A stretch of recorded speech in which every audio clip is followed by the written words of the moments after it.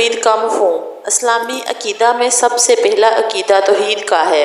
توحید کے لغوی معنی ہیں ایک ماننا، یکتا جاننا۔ دین کی اصطلاح میں اس سے مراد یہ ہے کہ سب سے برتر و اعلیٰ اور ساری کائنات کی خالق و مالک ہستی کے وحد و یکتا ہونے پر ایمان لانا اور صرف اسی کو عبادت کے لائق سمجھنا۔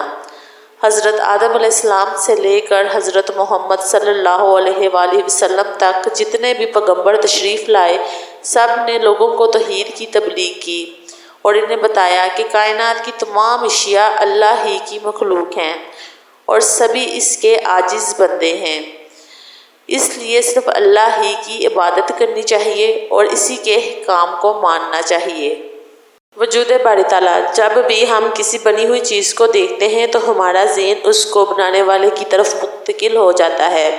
مکان کو دیکھیں تو اس کا تصور آ جاتا ہے، گھڑی کو دیکھیں تو گھڑی ساز کا تصور آ جاتا ہے۔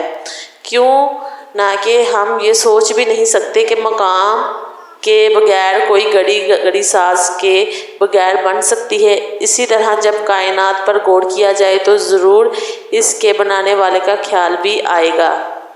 کائنات پر جب گہری نظر ڈالی جائے تو اس میں ایک نظم و ضبط نظر آتا ہے، کہیں بھی بے ترتیبی نہیں ملے گی۔ ترجمہ: وہی اللہ ہے جس نے 7 آسمان پیدا کر دیے۔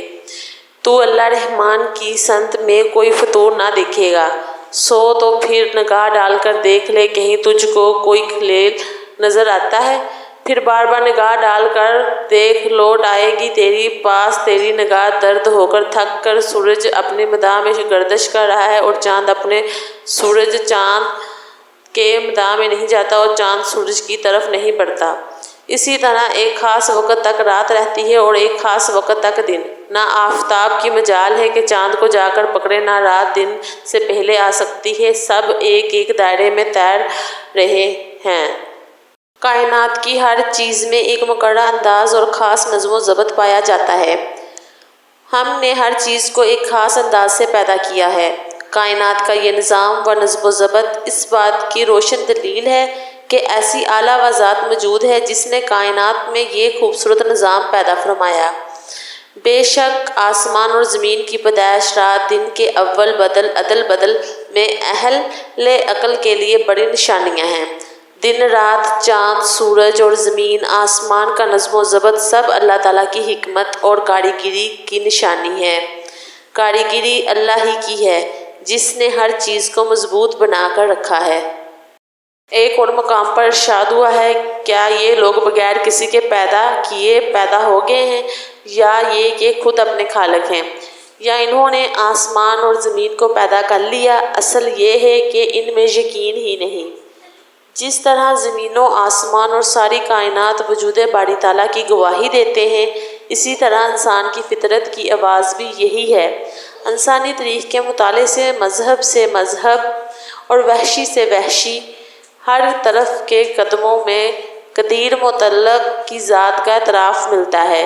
سارے قدیم کی تحقیق سے یہ بات واضح ہو چکی ہے کہ دنیا کے مختلف گوشوں میں بسنے والی وحشی اقوام جن کی فکری اور ذہنی سطح بہت پست تھی، وہ بھی کسی نہ کسی شکل میں اللہ کے وجود کے قائل تھے۔ اس سے ظاہر ہوتا ہے کہ وجود باری تعالیٰ پر ایمان انسان کی فطرت میں داخل ہے۔ قرآن مجید میں ارشاد ہوا، اللہ کی اس فطرت کو ابتدا کرو جس پر اس انسان کو پیدا کیا۔ ایک اور مقام پر ارشاد ہوا، اور زمین میں بہت سی نشانیاں ہیں یقین لانے والوں کے لیے۔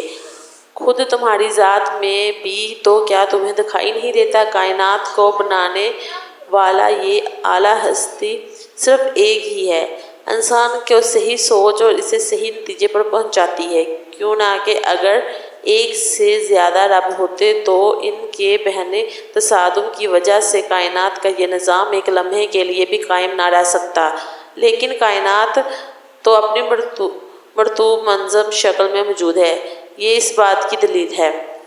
محترم ناظرین، اس طرح کے اسلامک نالج کی ویڈیوز دیکھنے کے لیے ہمارے چینل کو سبسکرائب کریں، لائک کریں، شیئر کریں اور ہمیں کمنٹ کر کے ضرور بتائیں۔ شکریہ۔